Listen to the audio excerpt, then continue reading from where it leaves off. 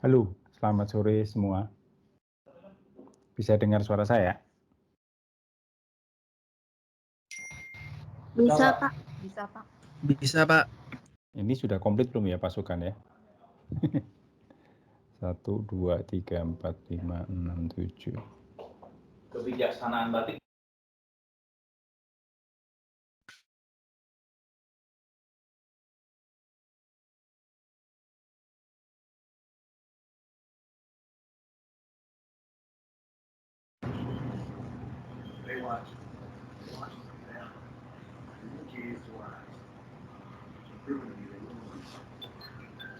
Enggak, nelfon aku kirim foto kalau nih.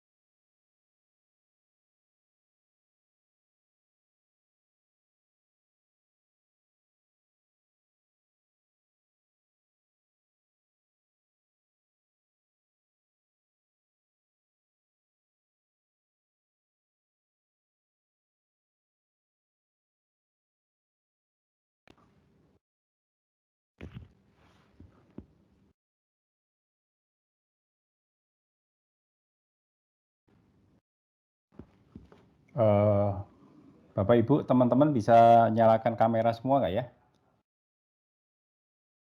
Oke, kamera saya juga belum nyala ya. Oh, keren sekali backgroundnya Pak Hari ini ya.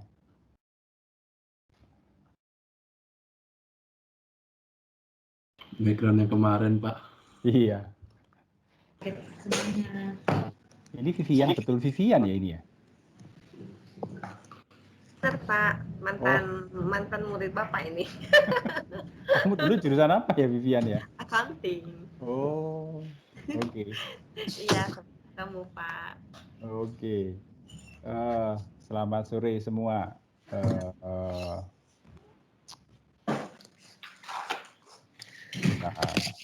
Ya, jadi saya mulainya tetap 5:30 perkuliahan itu. Tapi biasanya saya ngajar metodologi penelitian itu biasanya pagi. Saya nggak pernah ngajar metodologi penelitian itu sore kayak begini. Kan ngantuk kalau sore.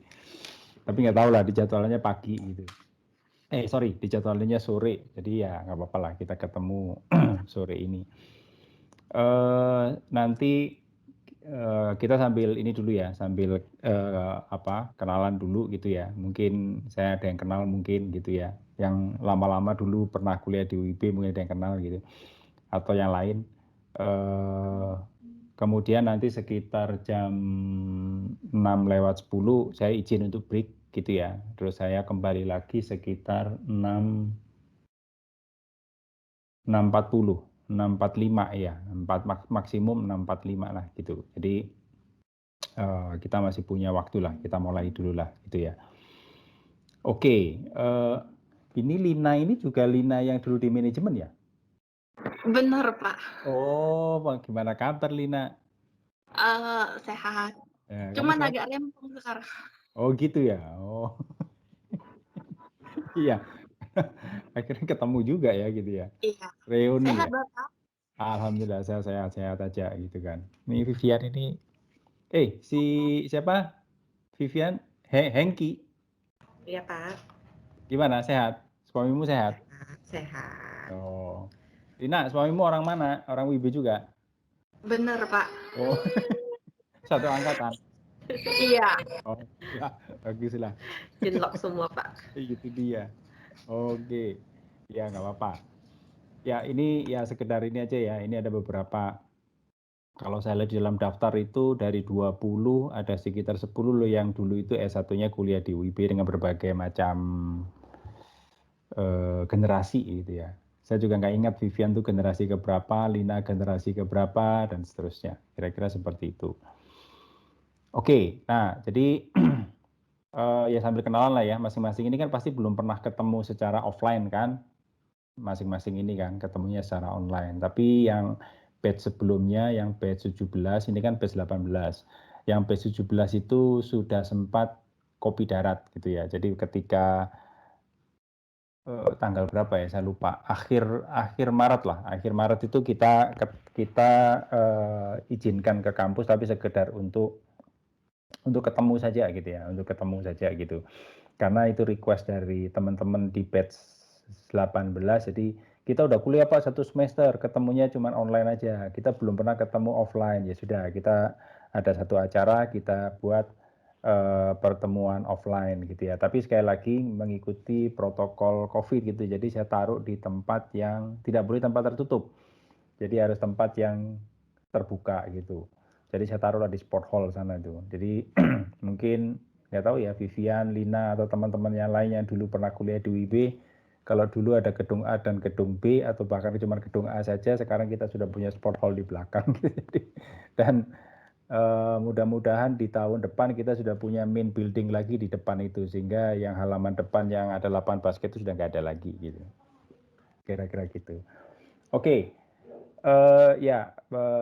Saya diminta untuk ngajarnya kelas metodologi. Jadi bagi teman-teman yang bukan alumni UIB, saya perlu informasikan bahwa kelas metodologi penelitian itu sifatnya bukan lecturing. Lecturing itu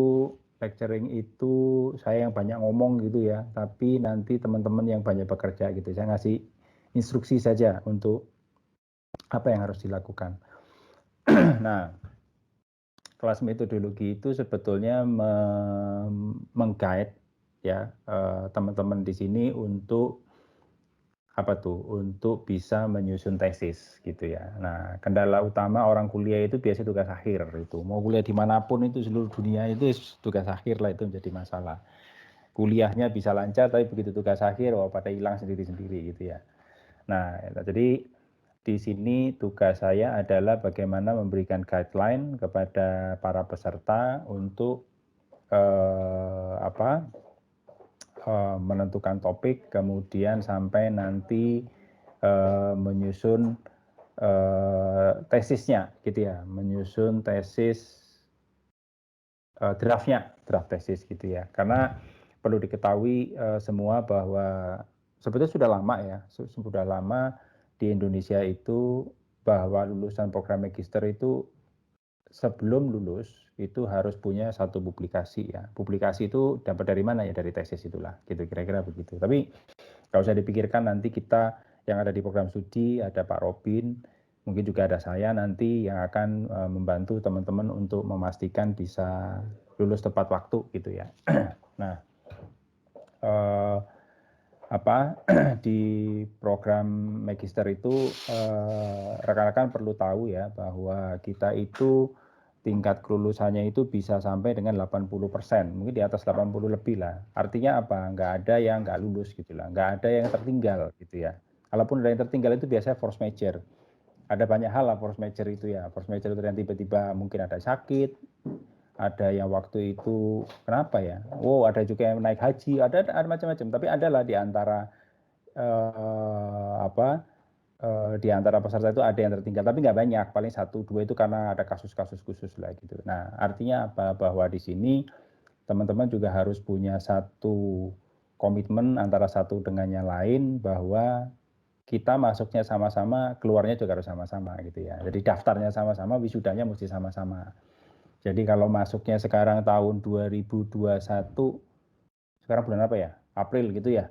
April berarti 2022, harusnya 2022 September atau Desember harusnya sudah bisa selesai.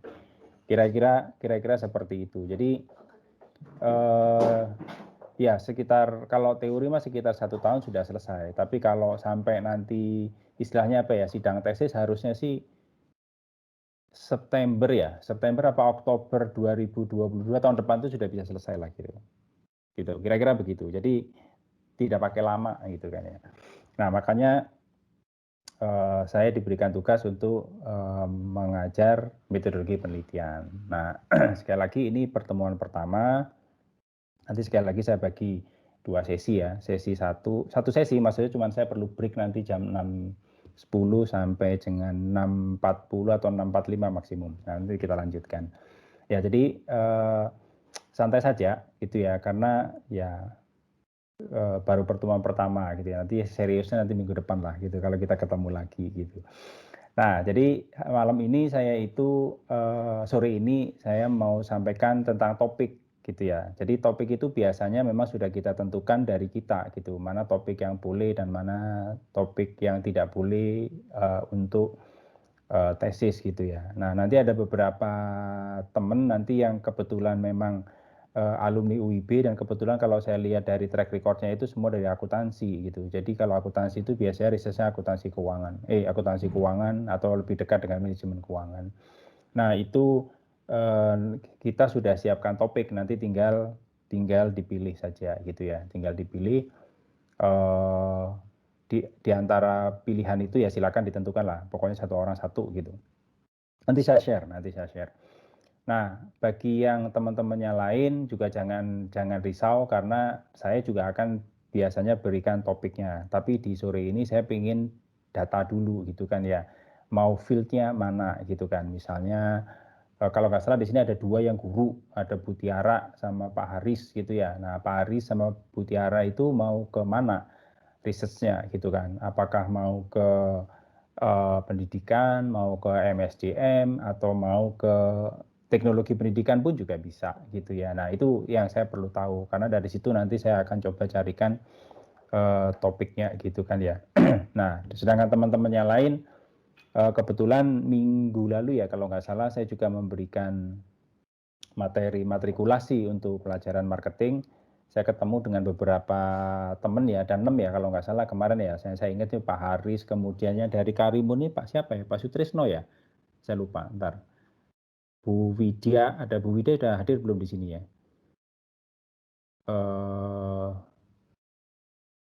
Pak Romeo itu kemarin ikut matrikulasi nggak ya?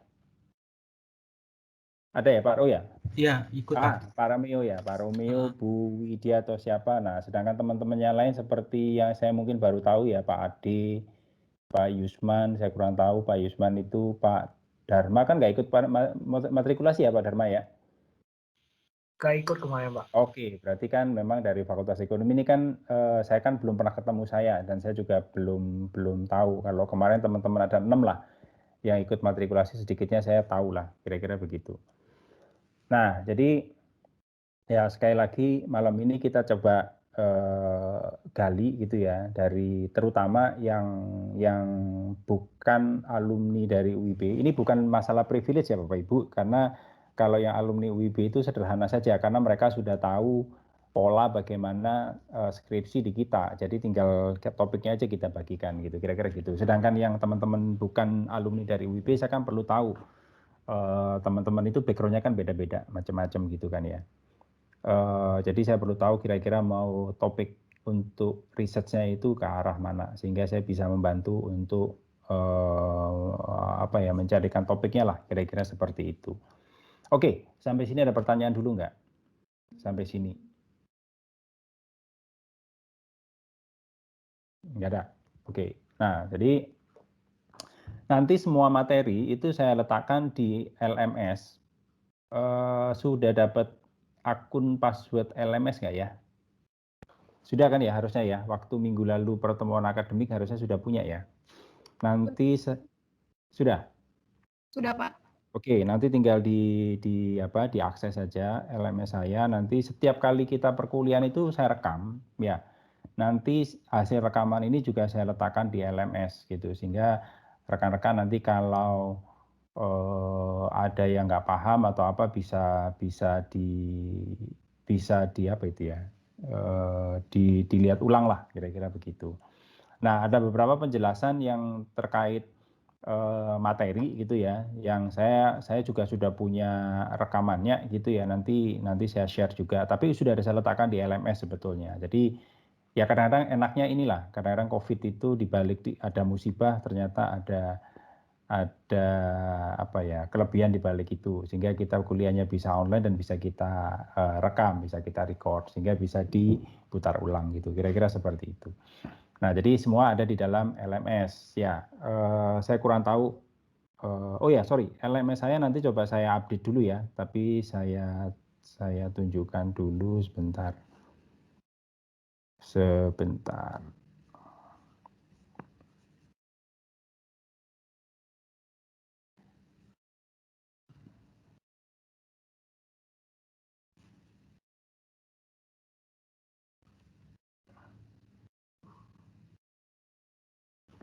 Oke.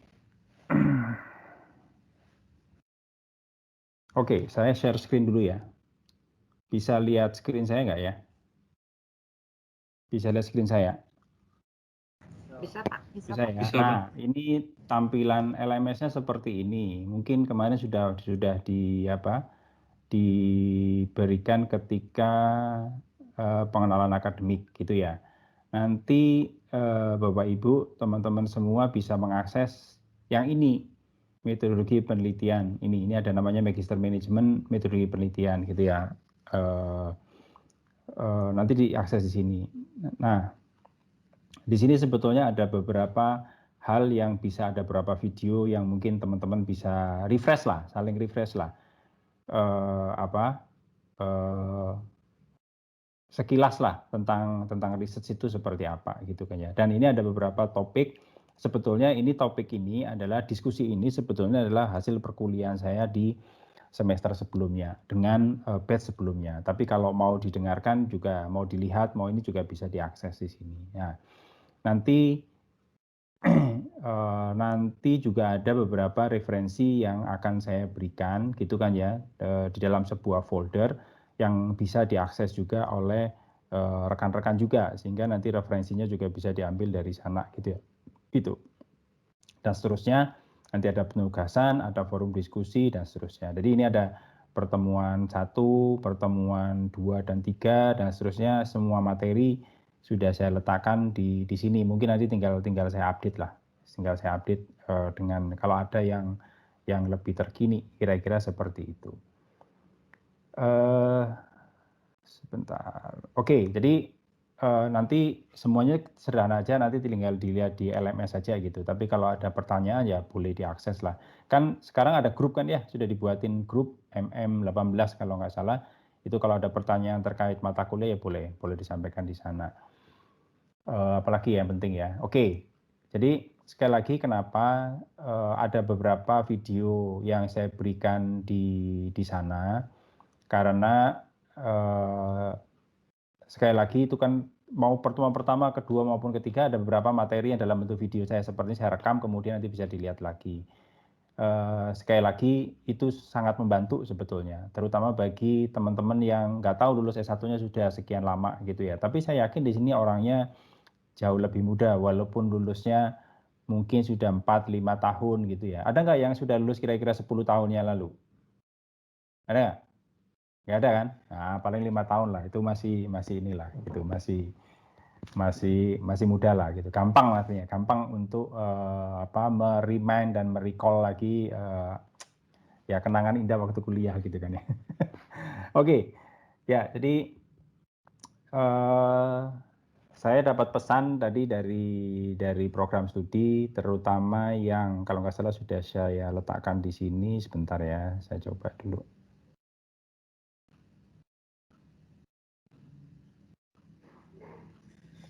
Oh, sebentar. Sebentar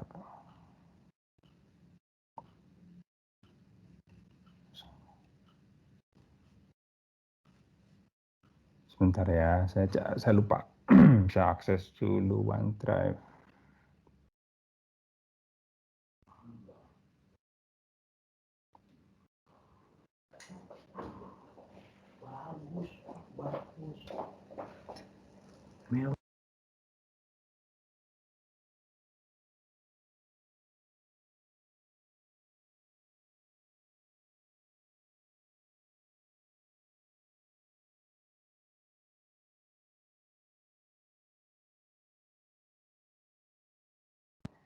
Oke, bisa lihat screen saya. Jadi nanti saya itu punya satu cloud, satu OneDrive gitu ya. Ya nanti teman-teman juga bisa akses. Nanti aksesnya pun juga saya Maaf Pak, beri. saya izin reconnect ya Pak.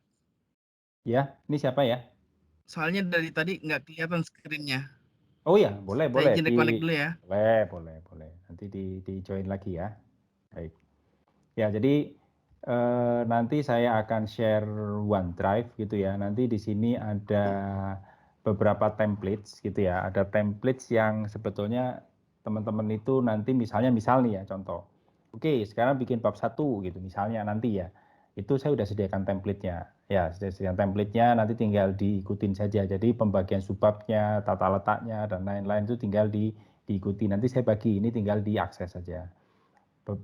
Kemudian nanti bagaimana kalau menyusun kuesioner gitu misalnya. Nah, itu juga saya sediakan template-nya di sini semua. Jadi nanti ada satu OneDrive yang nanti bisa diakses gitu. Nah, nanti tugas pun juga sama. Saya akan buatkan folder seperti ini, tapi isinya adalah nama dari masing-masing peserta. Ada sekitar 20 di sini. Nanti semua tugas dan lain-lain tinggal di-upload di OneDrive saya, sehingga saya gampang mencarinya gitu ya. Nah, ini ada satu folder yang isinya tentang topik. Ini yang kita sudah coba pilihkan terutama bagi yang alumninya itu adalah alumni UIB gitu kan ya. Karena ini kebanyakan kan keuangan. Setahu saya dari 10 orang itu semuanya adalah dari akuntansi dan di keuangan. Makanya kita sudah pilihkan satu topik yang bisa direfer dari referensi ini, ya nanti bisa diakses di link ini ya. Jadi ini kalau untuk yang saya lupa ada 10 itu ada siapa saja namanya saya nggak hafal ya. Sebentar. Sebentar.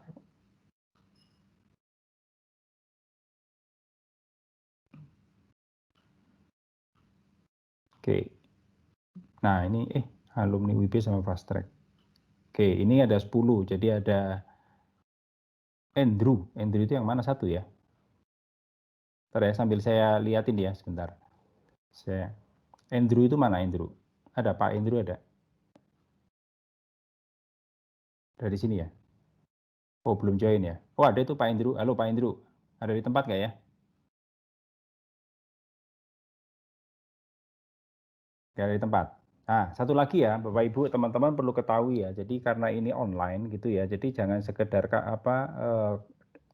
login kemudian ditinggal pergi. Itu saya bisa gampang ngelihatnya.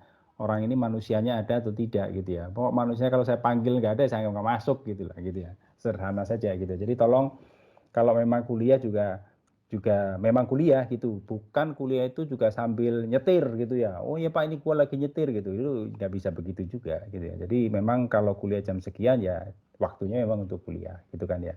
Hanya penyampaiannya secara online. Jadi kalau misalnya saya panggil gini nggak ada, berarti itu hantu lah ya kira-kira gitu. Ada Merinda, ada ya? Merinda ada ya? Merinda, kemudian ada si Mariska yang baru-baru. Riki yang mana ya Pak Riki ya? Riki ada? Enggak ada juga Riki. Di sini absennya nggak ada. Oh, belum join. Oke, kemudian Lina ada, Calvina. Calvina itu yang mana ya? Halo? Adakah orangnya? Calvina. Nggak ada juga. Ada Pak. Ada ya? Ada. Oh, oke. Terus Leviana, ada ya? Leviana ada? Tak ada juga. Vivian ada, Pak Yusman tadi ada. Pak Yusman sudah bisa lihat screen tadi, Pak Yusman? Sudah, Pak. Sudah ya, oke. Terus Denny. Ada Pak, Pak Denny itu dulu lulus tahun berapa ya? 2013 Pak. Oh, sudah lama juga ya. Oke lah.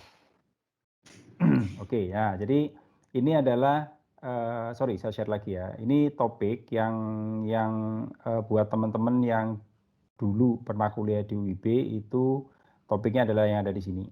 Ya, kita tentukan dan silakan dipilih gitu. Ya, jadi silakan dipilih saja gitu. Ini semuanya banyak terkait dengan keuangan atau akuntansi keuangan gitulah. Ya, ini tinggal diakses gitu. Nanti saya berikan aksesnya di mana bisa mengaksesnya gitu. Oke, bagi yang teman-teman di UIB ada pertanyaan dulu nggak ya, yang dulu alumni UIB gitu? Silakan kalau ada. Pak, saya mau nanya Pak.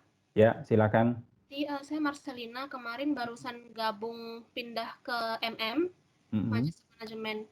Dan kemarin S1 saya tuh manajemen sumber daya manusia. Nanti topiknya itu ada yang berhubungan dengan SDM nggak ya Pak? Ada. Itu kebetulan yang tadi saya sebutkan itu yang kemarin alumni UIB dan orang akuntansi gitu. Ya, orang akuntansi itu kan ya biasanya topiknya itu gitulah, kira-kira itu. Ya. Oh ya, dan nanti saya akan metodenya akan agak berbeda ya Bapak Ibu. Nanti walaupun satu kelas, nanti metodenya akan saya berbeda antara yang bukan alumni UIB dengan yang UIB. Kalau yang bukan alumni UIB jangan khawatir, saya pasti akan guide step by step. Tinggal ikutin saya aja gitu. Misalnya hari ini suruh apa? Suruh A, ikutin aja yang A. Besok B dan seterusnya. Jadi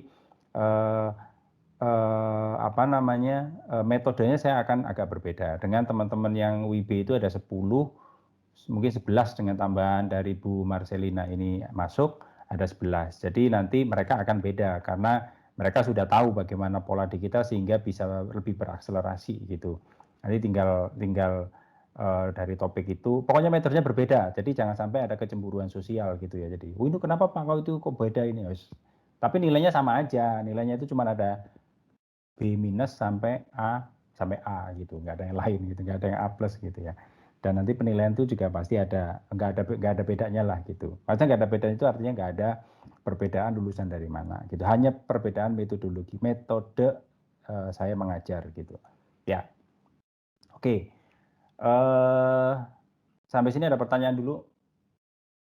Nah, sedangkan untuk teman-teman yang bukan dari UIB, saya itu perlu diberikan masukan. Ya, itu ada sekitar 10 orang. Kira-kira misalnya kalau Bu Marcelina tadi udah tahu lah itu MSDM. Nah, sedangkan kayak Pak Romeo, namanya Pak Romeo ya Pak ya? Pak Romeo, Pak Ade mungkin gitu. Terus itu kira-kira mau di area mana topiknya sehingga saya bisa membantu mencarikan reference-nya sebagai guideline nantinya Bapak-bapak itu, teman-teman semua itu untuk mencari referensi selanjutnya gitu. Untuk topiknya maksud saya. Nah, demikian juga dengan yang lain ya, dengan teman-teman yang lain. Mungkin Bu Silvina kan bukan dari UIB kan ya, kalau nggak salah ya, Bu Silvina ya. Iya Pak. Nah, nanti saya silakan di advise saja gitu. Jadi nanti kan saya bilang nanti 6.10 saya break. Nanti pas saya break tinggal dipikirkan kira-kira areanya mana lah gitu. Jadi gini, kalau belum tahu pun juga nggak apa-apa juga. Aduh Pak, saya juga belum ada ide, nggak apa-apa lah. Nanti coba kita brainstorm lah ya. Kira-kira topik apa yang kira-kira menjadi interest, apa yang sekarang lagi tren dan seterusnya, yang nanti bisa men-trigger kita untuk, oh kayaknya ini topik ini menarik loh untuk kita research gitu ya. Nah, terutama untuk Pak Haris sudah join belum ya? Pak Haris kan di Kalista ya kalau nggak salah ya. Iya Pak. Aris dan Bu Tiara terutama. Bu Tiara dan Pak Aris ini kan background karirnya di pendidikan. Nah, itu mau risetnya di bidang apa? Nah, itu saya perlu diberikan gambaran Pak Haris ya. Apakah di teknologi pendidikan, apakah teknologi di dalam penyampaian pendidikan, itu kan bisa macam-macam Pak Haris. Nanti saya bisa memberikan guide oh Pak ini Pak referensinya dan seterusnya, sehingga dari situ Pak Haris bisa searching lebih banyak lagi. Bu Tiara juga sama ya, Bu Tiara.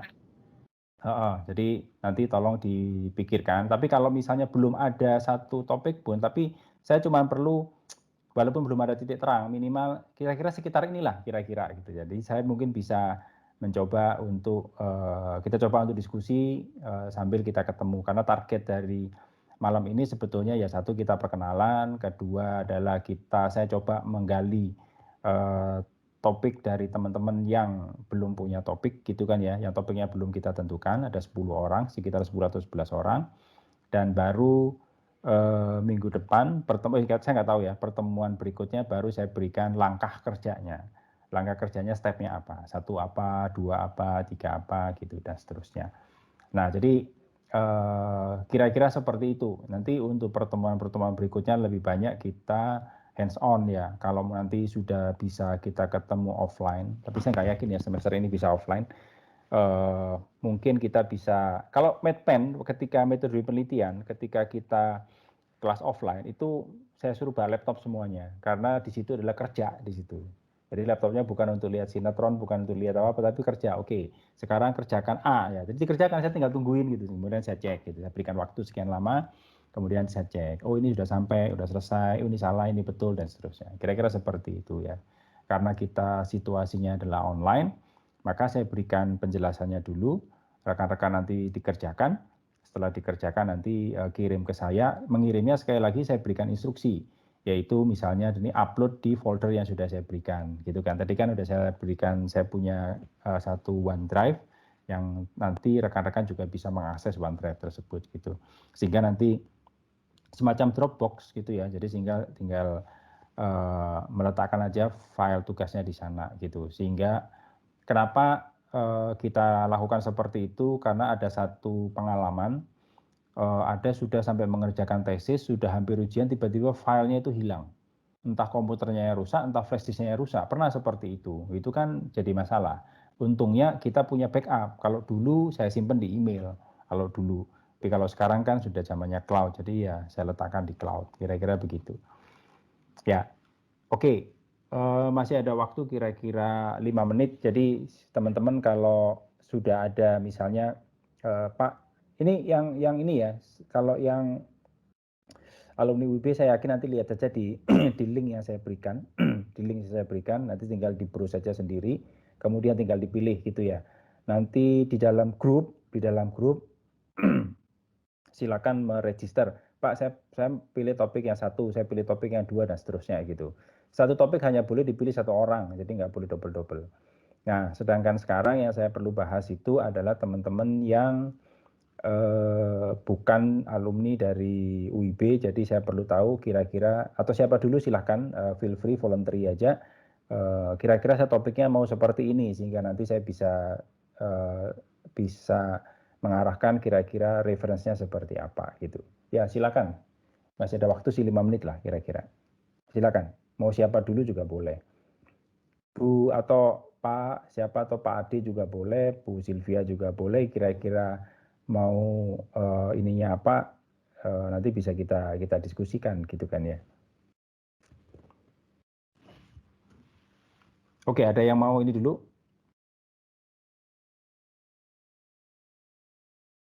Atau saya mulai dulu dari Pak Haris lah ya. Pak Haris, kira-kira Pak Haris mau riset apa nih Pak Haris? Saya agak kebayang tentang quality management, Pak. Mungkin nggak berhubungan dengan pendidikan sih.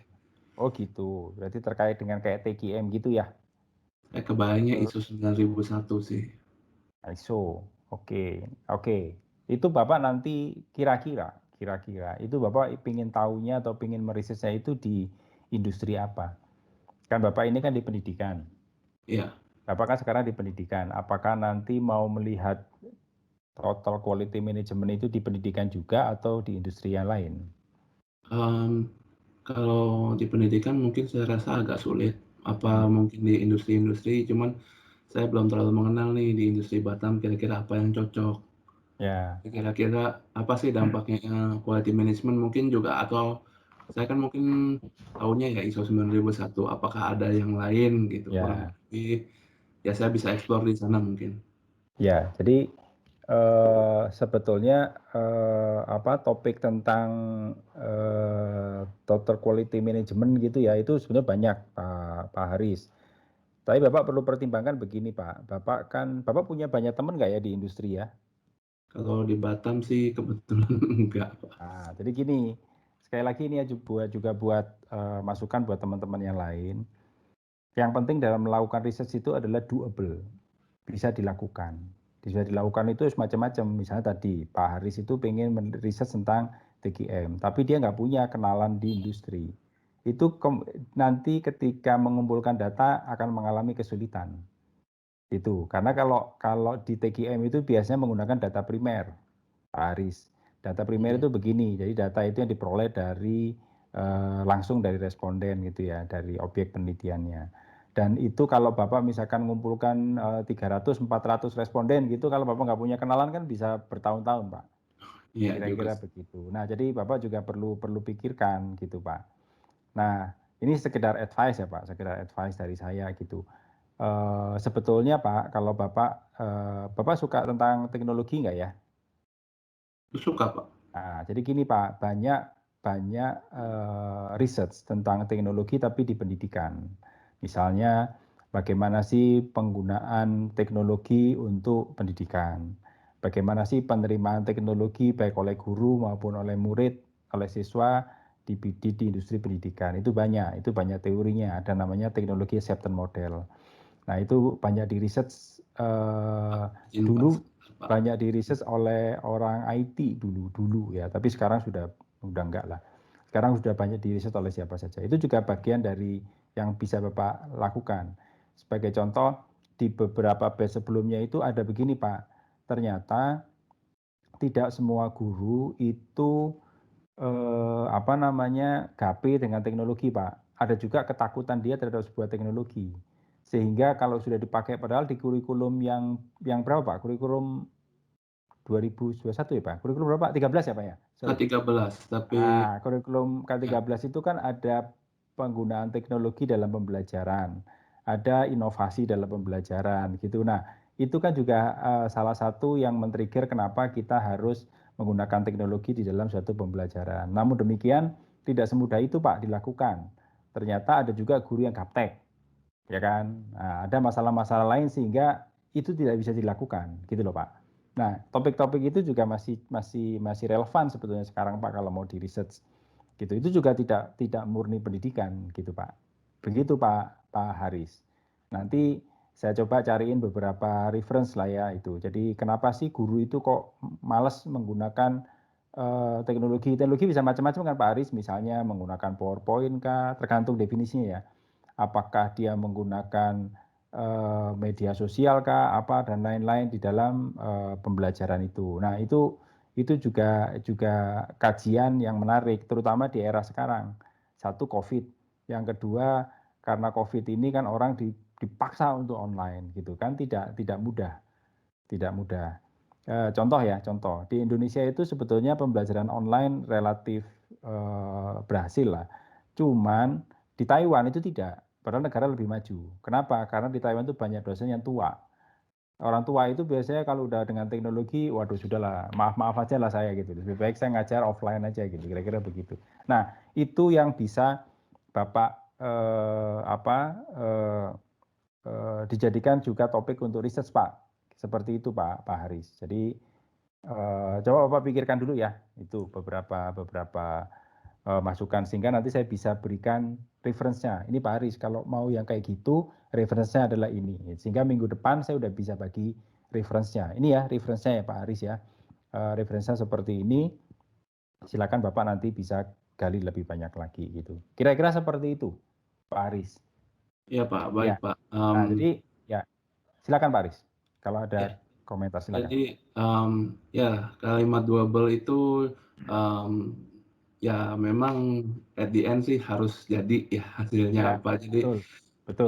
saya rasa saya terbuka juga sih dengan beberapa pilihan itu, tapi ya saya mau explore dulu kira-kira saat ini kan saya masih belum kira-kira akan diarahkan kemana. Jadi kalau referensinya mungkin bisa saya lihat, kemungkinan juga saya bisa tertarik. Dan memang kalau untuk teknologi Kebetulan juga saya memang cukup hobi sih. Oke, baguslah. Jadi gini ya, bagi teman-teman yang lain ya, jadi metode saya dengan Pak Haris ini ya nanti setelah break ini kita lakukan. Jadi saya coba wawancara lah satu persatu, maumu apa sih gitu loh. Coba saya cari ini. Karena apa? Reference, topik itu mesti kita tentukan sekarang. Karena jangan sampai nanti udah semester berikutnya, Pak saya ganti topik, nggak ada cerita. Kenapa? Karena nanti nggak selesai. Ya, nanti saya ceritakan lagi ya, kiat-kiat yang lain lah. Ya, karena tadi saya bilang jam 6.10 saya izin break dulu ya. Bapak Ibu ya, teman-teman semua, saya kembali paling lambat 6.45, gitu ya. Bisa kita lanjutkan? Sebentar ya, kalian saya absen ya.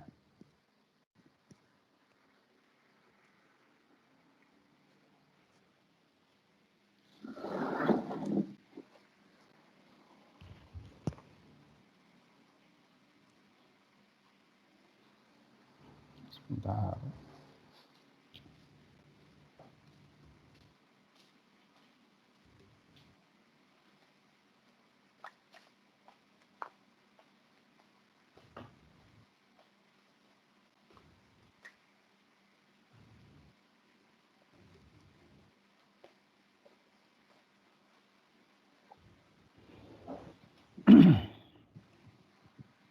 Oke, kita lanjutkan ya.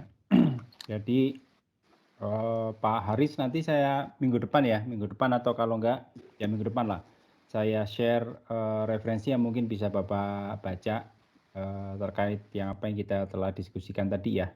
Siap, Pak. Jadi saya share. Oke, lanjut. Selanjutnya siapa? Atau saya selesaikan dulu aja yang di pendidikan lah ya. Bu Tiara ada di tempat nggak Bu Tiara ya? Bu Tiara sudah bergabung kembali.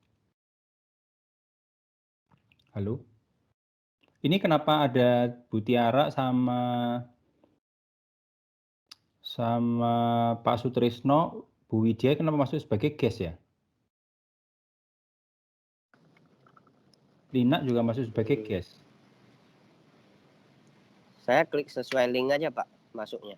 Oh. Tiara hadir Pak, sebentar sudah selesai buka. Oh ya, sama saya juga baru selesai.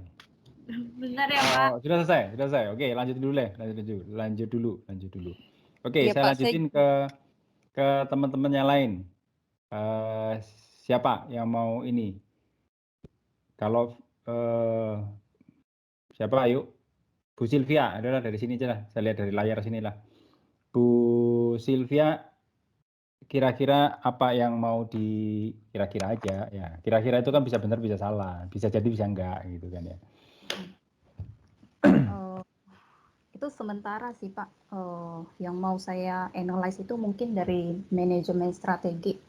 Oke. Manajemen strategi. Jadi mungkin ini cuma sekedar yang ada di benak pikiran aja sih. Gak apa-apa.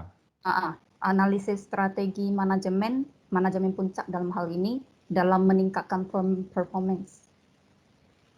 Firm performance, maksudnya gitu. Iya. Kinerja. Ya, jadi strategi manajemen puncak itu kayak direktur, termasuk GM-nya. Oke. Nah, strateginya oke, Bu. apa? Paham. Itu topik yang bagus ya. Namun saya kasih tahu dulu kendalanya gitu ya. Kalau detail topiknya nanti saya bisa carikan reference-nya sehingga nanti Bu Sylvia juga bisa pelajari gitu. Jadi gini, strategik itu topik yang menarik karena nanti juga di kita kan ada juga konsentrasi manajemen strategik juga. Nah, strategik itu luas, ada marketing strategik, finance strategik ya, financial strategik ya, dan lain-lain gitu. Nah, strategik itu kalau seperti ini topiknya relevan, menarik. Hanya saja respondennya itu nantinya yang akan Ibu kumpulkan datanya itu adalah para manajer lah paling tidak ya, dari direktur sampai manajer lah kira-kira. Nah, persoalannya sama dengan ketika saya diskusi dengan Pak Haris tadi. Kira-kira nanti Ibu di industri apa? Apakah firm performance atau kinerja perusahaan apa? Apakah perhotelan kah, manufaktur kah, atau yang lain? Nah, itu kira-kira gimana, Bu Sylvia? Saya sih di dalam bayangan. Manufaktur, oke. Ya, tapi manufakturnya itu skopnya diperkecil lagi di manufaktur untuk packaging. Jadi packaging di perusahaan Batam itu agak terbatas ya Pak. Ada sekitar 5 perusahaan itu yang ada packagingnya. Jadi satu, kalau manufaktur nggak ada masalah sebetulnya, dengan catatan Ibu bisa temuin aja si bos-bos itu gitu ya untuk isi kuesioner. Dan itu kita juga nggak boleh suka-suka tiba-tiba enggak lah saya mau packaging aja gitu, atau yang lain saya mau manufaktur yang elektronik aja, saya nggak mau yang konstruksi gitu misalnya gitu. Itu juga nggak boleh, ada metodologinya, tapi nggak perlu saya jelaskan sekarang, nanti saja. Nah, jadi sebetulnya menarik Bu, dengan catatan Ibu bisa nyariin itu si bos-bos itu untuk Ibu kasih kuesioner gitu kan ya. Ini sekedar perbandingan ya, sekedar perbandingan. Misalnya begini, Ibu meneliti kinerja perusahaan, tapi dilihatnya itu dari aspek karyawan. Kan karyawan itu jauh lebih banyak daripada si bos kan ya, gitu kan ya. Nah, jadi itu jauh lebih yang saya sebut tadi, doable tadi Bu. Supaya Ibu nggak kesulitan gitu kan. Kita kan harus memikirkan ke depan. Mungkin Ibu belum kebayang, tapi kan saya sudah punya bayangan lah kira-kira kayak gitu. Oh, nanti Ibu kesulitannya ada di sini. Sehingga kesulitan itu saya sampaikan supaya bisa kita eliminir di awal, gitu Bu. Nah, mungkin Ibu kalau mau lihat performan dari organisasi, mungkin lihatnya dari pucuk pimpinan nanti. Kecuali begini, nanti saya cari dulu referensinya ya. Kecuali melihat pimpinan tapi dari mata si karyawan. Oh, bos saya itu begini, oh bos saya itu begitu gitu ya, atau manajer saya itu begini begitu dan seterusnya. Nah, itu bisa. Yang nanti, tapi saya cari dulu ya, saya sih belum pernah baca seperti itu, tapi saya coba cari dulu. Nah, atau alternatif yang lain adalah ya tadi Ibu lihat aja kinerja perusahaan ditinjau dari si karyawannya. Kalau karyawan kan Ibu gampang aja kan, tinggal Ibu punya teman di manufaktur mana aja, tinggal Ibu kasih lah kuesionernya nantinya. Begitu. Nah, Ibu kan perlu memikirkan hal itu, gitu Bu Sylvia. Kira-kira bisa dipahami nggak yang saya maksud gitu ya? Ya. Ya, nggak apa-apa. Nanti saya cariin beberapa reference terkait strategik, tapi misalnya gini, saya lupa ya siapa yang pernah riset, pernah ada, tapi saya lupa angkatan keberapa.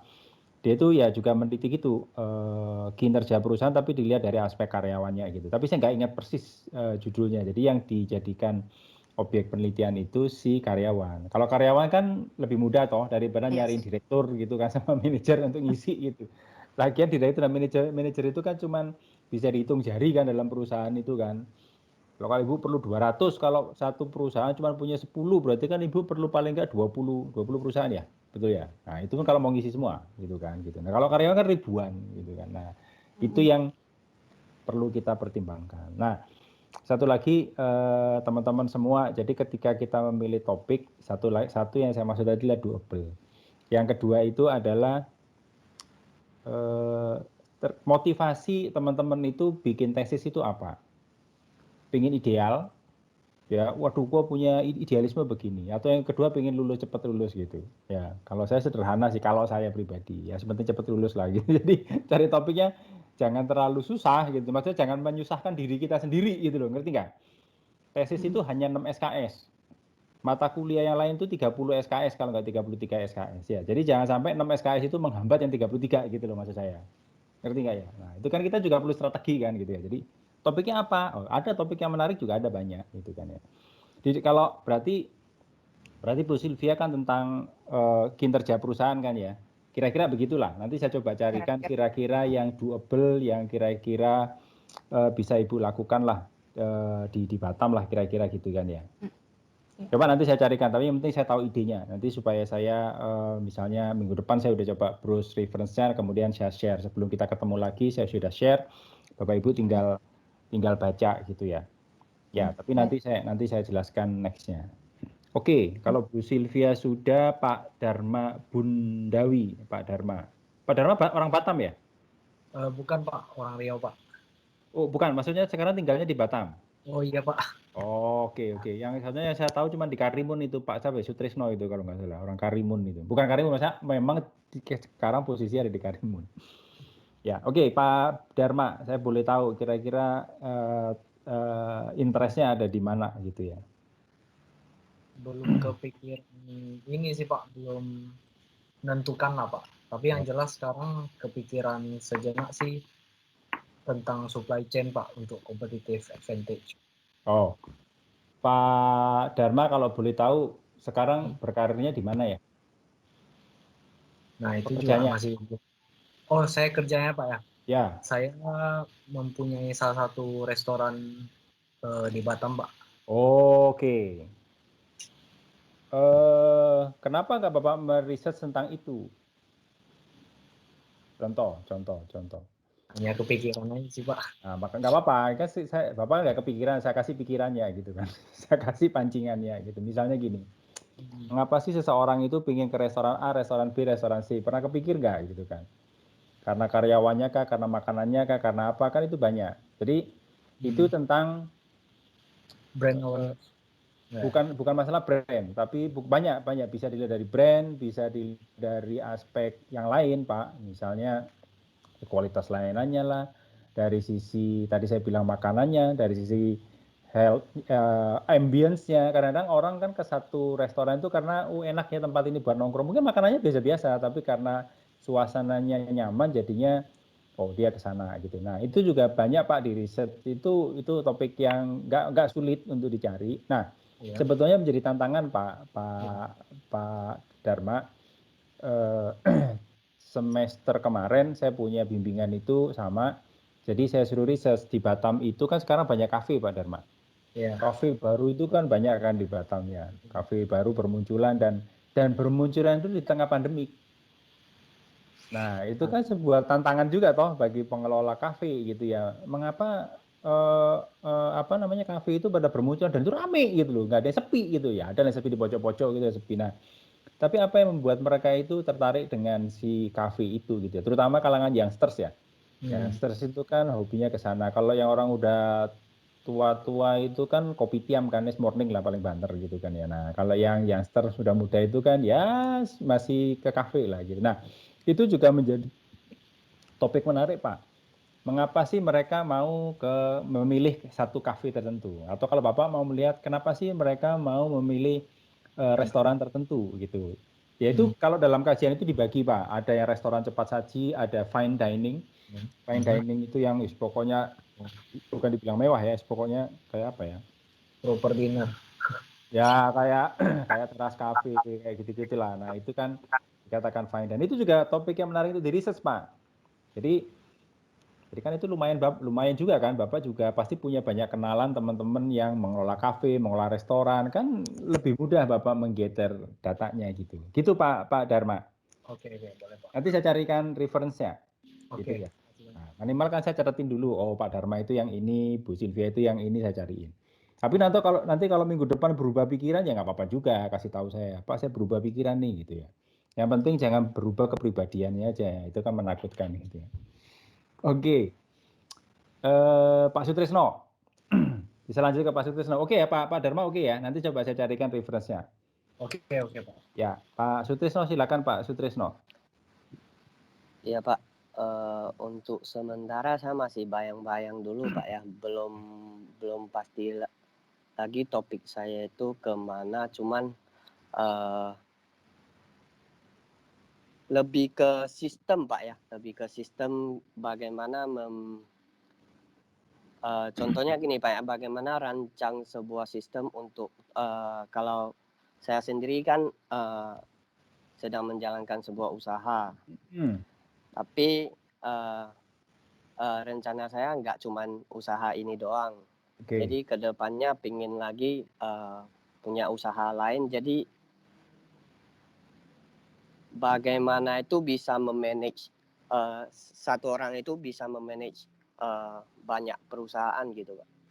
Oke, itu kan berarti kan bicaranya lebih banyak ke aspek manusianya.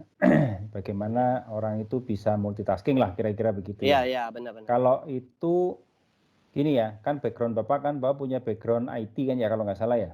Iya. Kalau saya nggak salah kan. Iya. Kenapa Bapak nggak begini ya Pak ya? Misal ya. Kan banyak juga orang-orang yang bergerak di bidang IT itu sekarang itu meriset gini. Misal.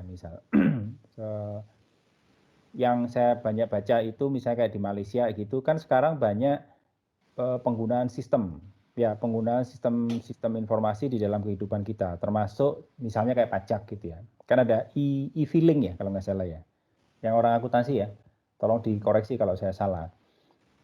E-filing, jadi ngisinya ISPT atau apa dan lain-lain. Nah, pernah nggak, kita tuh nggak pernah meriset loh Pak. Orang-orang kita nggak pernah membuat kajian bahwa seberapa jauh sih masyarakat itu bisa menerima teknologi itu. Itu sama dengan Pak Haris tadi. Hanya saja Pak Haris teknologi tapi diaplikasikan dalam sebuah pendidikan, pembelajaran. Kalau Bapak harusnya misalnya e-filing, e-filing gitu ya. Kenapa nggak mengisi? Pokoknya berbau dengan I lah Pak. Nah, sekarang kan lagi in itu kan mengisi pajak sendiri kan, mengisi SPT sendiri. Nah, itu coba ditanya sama si wajib pajak, menurut kamu kesulitan nggak ngisi ini, gampang dipakai nggak aplikasinya, dan lain-lain gitu. Itu seperti itu Pak. Jadi sama, itu teori yang dipakai adalah teknologi acceptance model. Jadi teori ini bisa dipakai di banyak kehidupan apalagi sekarang. Nggak usah jauh-jauh lah. Mobile banking, aplikasi GoFood, Grab, dan aplikasi yang lain. Itu apakah bisa diterima oleh masyarakat atau tidak? Karena itu ada kaitannya Pak dengan entah bisnis Bapak suatu ketika, sehingga tahu bahwa masyarakat itu bisa dikatakan mau menggunakan teknologi itu kalau fiturnya seperti apa sih? Gitu. Misalnya mudah digunakan, tidak jelimet, sekali klik navigasinya gampang dan seterusnya. Nah itu juga beberapa topik yang bisa Bapak pertimbangkan begitu Pak Sutrisno. Karena kalau Bapak melihat kemampuan seseorang dalam mengelola satu pekerjaan itu mengarahnya ke MSDM. Menurut saya sayang dengan Bapak punya background atau punya background IT lah gitu misalnya, itu menurut saya sih sayang gitu. Ya tapi terserah, silahkan saja. Mobile banking kan nggak semua orang loh Pak mau pakai mobile banking. Iya. Gitu. Kenapa? Takut inilah, takut itu gitu. Gitu. Nah, itu kan juga menjadi ini, atau e-money. Kan ada Flash kalau BCA, kalau BRI itu BRIS ya. Nah, tapi aku nggak tahu ya di Karimun sana banyak nggak gitu. Atau tanya orang Karimun lah. Nah justru itu menarik Pak di riset. Orang Karimun, kenapa kamu ya kok nggak mau pakai Flash ya? Gitu. Kenapa bayarnya kok pakai tunai gitu kan? Padahal kalau di Bank Indonesia kan dibilang kalau membayar tunai itu kan resikonya besar, bisa dirampok, bisa hilang, bisa dipalsukan gitu. Kalau e-money kan lebih aman gitu. Tapi kan kenapa masyarakat kok nggak mau gitu ya Pak? Nah, justru itu Pak harusnya menarik Pak untuk Bapak riset gitu. Kira-kira itu Pak Sutrisno. Nanti itu kira-kira itu mirip lah dengan Pak Haris. Nanti saya coba cari referensinya. Begitu sudah ketemu nanti saya share, saya info di grup ya. Nanti silakan akses di folder ini. Nah, nanti silakan sambil dilihat-lihat. Kira-kira gitu Pak Sutrisno. Boleh Pak. Ya. Oke, baik. Terima kasih. Sebentar. Excel saya tadi mana ya? Oke. Bu Tiara sudah selesai?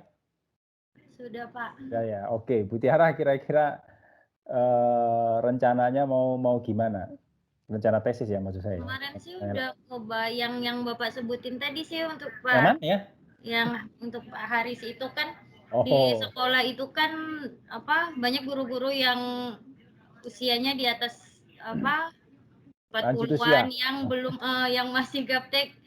Tiara tuh ngebayanginnya mau gimana caranya sumber daya ininya guru-gurunya yang Tiara iniin teliti biar gimana ngajarin untuk teknologi di masa pandemi ini gitu sih bayangannya. Boleh, itu kalau emang sama seperti itu paling enggak kan Pak Sutrisno, Pak Haris, Bu Tiara itu kan tentang topiknya sebetulnya serupa yaitu teknologi acceptance model. Nanti coba saya carikan yang paling up to date seperti apa supaya bisa jadi apa tadi ya, jadi reference lah gitu ya. Kalau Pak Dharma kan tentang yang restoran atau kafe dan lain-lain. Kira-kira gitu ya Bu Tiara ya? Iya, biar menelitinya juga gampang kan di tempat iya, kerja sendiri betul. gitu. Jadi pokoknya di kalangan guru gitu kan. Iya, guru apa? SD ya? SD, SMA, SMP. Cari aja guru-guru SMP di Batam itu kan banyak guru SMP negeri. Nah, gini Bu, Di Ibu bisa kantor ya, makanya jadi sekalian kerja sekalian gampang meneliti guru-guru di kantor aja gitu. Ibu nggak boleh, kalau di kantor aja nggak boleh. Jadi, Oh, nggak boleh. jadi Ibu bisa komparasi Bu. Misalnya antara guru SD negeri dan guru swasta, itu pasti punya perilaku yang berbeda. Jadi pasti perilaku berbeda, punya motivasi yang berbeda gitu ya. Kalau di swasta itu kan mungkin nggak punya pilihan, nggak punya pilihan apa? Dipaksa, terpaksa. Kenapa? Kalau nggak ngikutin dipecat gitu kan. Gitu ya Pak Aris ya. Kalau di negeri kan mana bisa kita, susah kan dia memberhentikan orang. Kan itu sudah pertimbangannya sudah berbeda sehingga menimbulkan perilaku yang berbeda gitu. Makanya kalau di research itu ya itu pasti berbeda gitulah. Nanti coba saya carikan reference-nya gitu ya. Terima kasih Pak. Pak Yuman, Pak Yusman, Bu Vivian, Bu Lina karena orang WIB saya nggak tanyain ya. Jadi pokoknya lihat aja yang ada di Excel itu ya. Tapi nanti kalau mau bertanya juga boleh gitu ya. Oke, saya lanjut ke Pak Romeo. Pak Romeo, ya, Ya, Pak. Halo. gimana Pak Romeo? Bisa share? Ini siapa yang raise hand ini ya? Ya, silakan Pak Romeo. Pak, untuk saya masih belum ini loh Pak, belum ada pikiran. Masa? Bapak nggak selesai kalau gitu kuliahnya nanti. Jangan dong Pak. Pak Romeo, pembimbingnya Bapak. Pak Romeo, Bapak sekarang berkarirnya di apa? Di pekerjaannya apa kalau boleh tahu? Keuangan Pak. Keuangan. Bapak mau di bidang keuangan risetnya? Boleh. Nanti Nanti saya cari waktu ketemu Bapak kali ya. Boleh, nggak apa-apa. Ya, Pak, nanti ya. kalau keuangan itu nanti ada teman saya Pak namanya Pak Robin, wah dia lebih lihai lah. Oh gitu. Pak Robin. Nah, Pak Robin. Nah itu nanti gampang saya cariin keuangan. Keuangan itu sebetulnya sih ya nggak terlalu sulit sih sebetulnya. Ya sebenarnya di dunia itu nggak ada yang sulit karena sulit itu karena kita pertama gitu kan. Nggak ada yang sulit sebetulnya. Jangan sulit-sulit. Lah ngapain? Gitu. Kita jangan mempersulit diri gitu kan. Hidup kan udah sulit ya. Jadi jangan mempersulit diri lah. Gitu. Udah susah. Oke lah Pak Romeo pokoknya. Gini Pak Romeo itu ada yang menarik Pak Romeo. Saya tahun lalu apa semester lalu ya. Saya tuh punya mahasiswa itu kerja di BII. Ya, Bursa Efek Indonesia. Bursa Efek Indonesia tapi yang di Batam. Ya, risetnya menarik, Pak. Ternyata investor apa sih gini loh. Kelakuannya investor itu kayak mana sih gitu loh. Karena ternyata kelakuannya investor itu sangat mempengaruhi gaya dia dalam berinvestasi. Jadi gini, kalau orangnya yang ugal-ugalan gitu ya, dia lebih berani berinvestasi daripada orang yang misalnya kayak saya lah, saya itu orangnya sekolahan, mesti ya jelek-jelek saya sekolah lah gitu.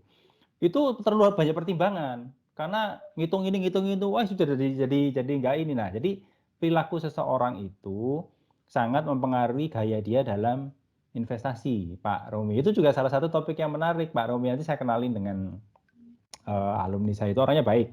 Jadi kalau nanti risetnya tentang keuangan, terutama financial behavior, itu namanya financial behavior kalau nggak salah. Biasanya orang kan melihat keuangan dilihat dari laporan keuangan. Kalau ini nggak, dilihat dari perilaku. Dia itu risk taker atau risk averse atau apa. Itu sangat mempengaruhi dia dalam berinvestasi. Itu menarik Pak, menarik. Itu Pak Robin itu yang jago urusan gitu.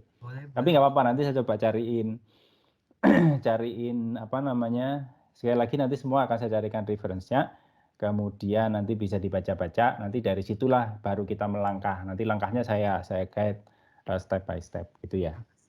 Oke ya, baik Pak Romeo. Lanjut, siapa lagi ya? Sebentar. Pak Ade tadi mana ya? Pak Ade sudah ya? Siapa yang belum ya? Belum Pak, saya belum. Silakan Pak Ade. Kalau untuk topik yang spesifik sendiri saya belum jumpa sih Pak. Cuman kalau untuk interest saya sendiri itu lebih ke marketing. Marketing khususnya untuk di startup.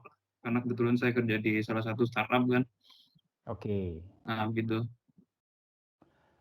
Kalau boleh tahu marketing itu kan luas ya Pak Ade. Jadi mau startupnya, mau gini Pak Ade. di Indonesia, kita jangan bicara startup lah ya. Startup itu kan sebetulnya sudah advance lah gitu ya. Di Indonesia di dalam yang namanya berwirausaha, entrepreneur itu menjadi isu besar. Kenapa? Untuk ukuran negara maju seperti Singapura itu kalau nggak salah penduduknya 9% ya, itu entrepreneur. Nah, Amerika itu 8%. Kalau nggak salah, apa ya dia lebih tinggi gitu, saya lupa. Artinya apa? Kalau negara itu mau maju, persentase si entrepreneur itu paling tidak harus 11%. Nah, Indonesia itu 2%. Jadi kalau Indonesia mau jadi negara maju itu ya, saya nggak bilang sulit ya, apa sih yang nggak bisa di dunia ini ya. Tapi secara teori kita perlu membanyak namanya entrepreneur. Nah, Bapak mau lihat dari aspek mana? Apakah gini, apa sih yang mendorong si youngsters itu mau mendirikan startup? Apakah itu yang mau dilihat? Sehingga Bapak ingin tahu apa sih, kenapa sih orang-orang pernah mendirikan startup itu sebenarnya nggak gampang loh. Misalnya saya nggak tahu. Kan sekarang banyak bermunculan startup baru gitu kan. Nah, jadi apakah itu yang ingin Bapak lihat? Apa sih yang anak-anak muda ini terdorong sehingga dia ingin punya startup?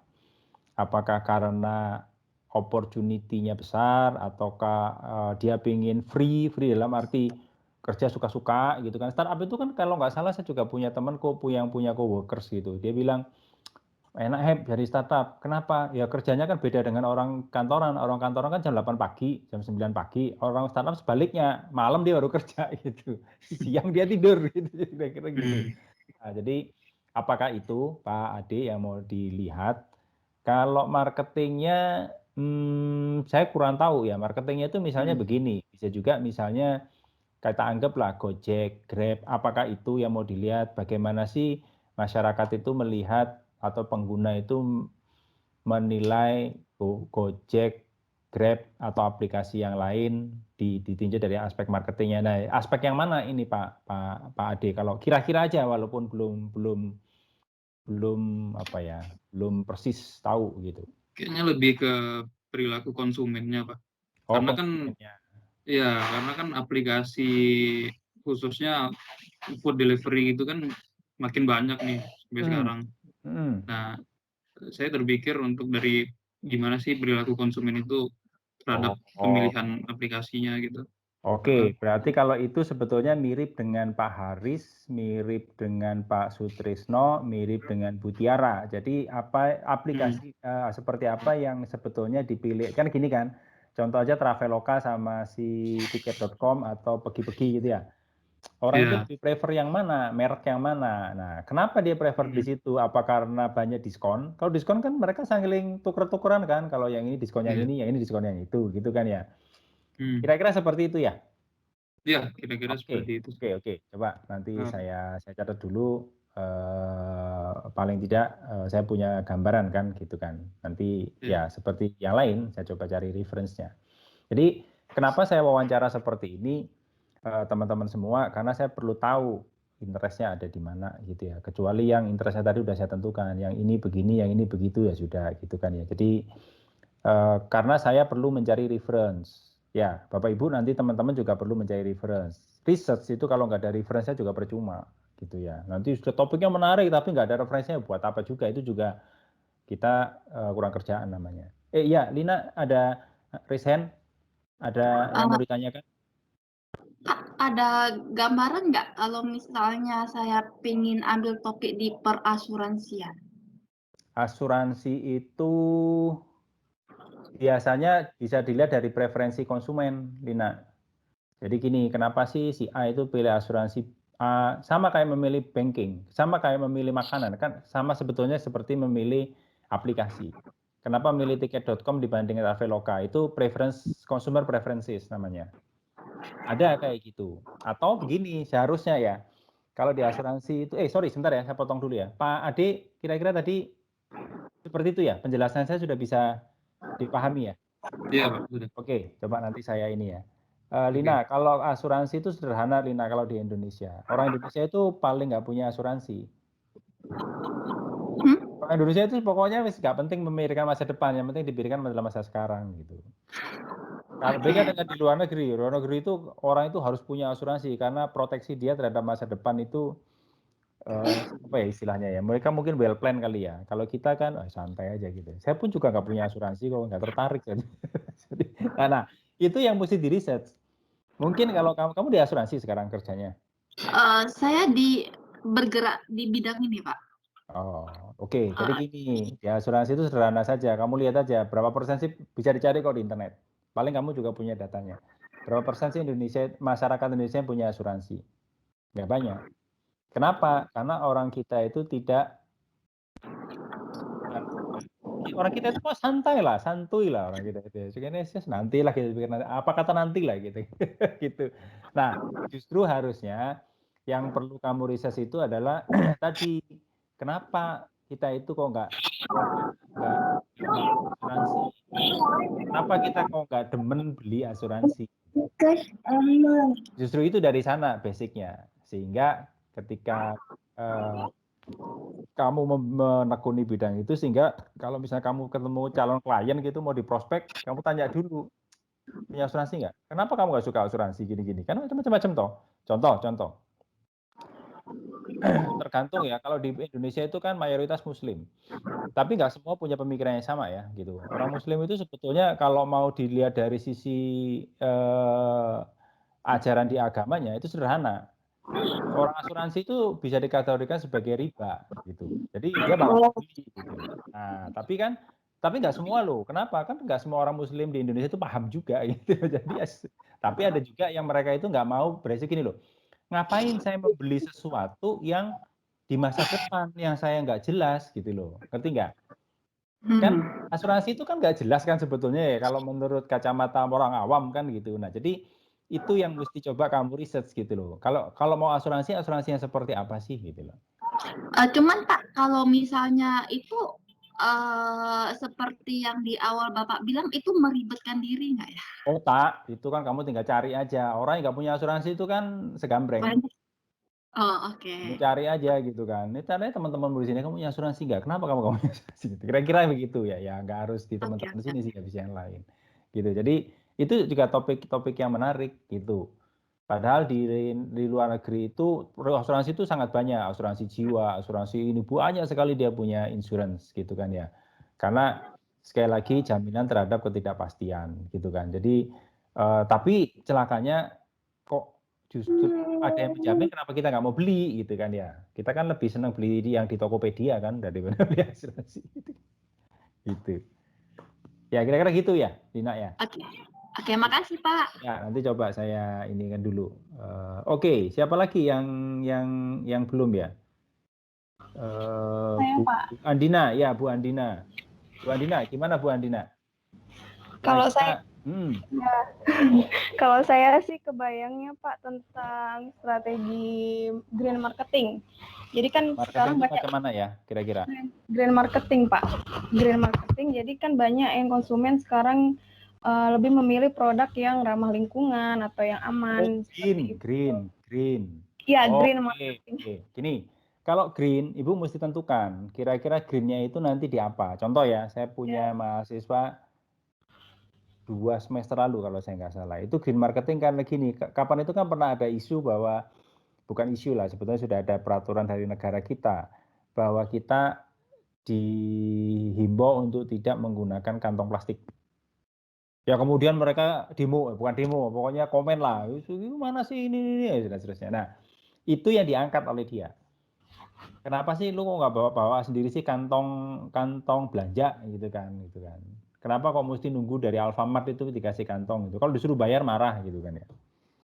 Nah, sedangkan di negara-negara maju, misalnya kayak di Malaysia gitu ya, itu dia bilang, saya nggak kasih kantong plastik, kalau tak kasih kantong plastik kamu bayar sekian ringgit gitu ya. Dia nggak apa-apa, mereka banyak kan kemana-mana udah bawa kantong ini gitu kan. Nah, sedangkan di kita kan pemahaman masyarakatnya kan kurang. Nah, jadi Ibu mesti lihatin dulu Bu, sekarang itu yang dimaksud green marketing, green product lah, itu apa yang lagi tren. Iya Pak. Beberapa waktu lalu saya juga ada mahasiswa yang meneliti green product itu lampu LED. Sekarang kan musimnya lampu LED, bukan lampu halogen, bukan lampu biasa kan, LED. LED itu kan karena wattnya kecil kan. Nah, isu yang diangkat itu sederhana.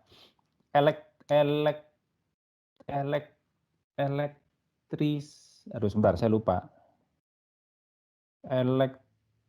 electricidity. Saya lupa ya, apa ya bahasanya? Saya lupa. Pokoknya gini, jumlah daerah yang diterangi listrik di Indonesia itu baru 80%. Singapura, Malaysia sudah 99%. Berarti artinya ada daerah yang masih gelap di Indonesia. Atau tanya aja itu Pak Sutresno di Karimun itu, ada listrik nggak gitu kan ya?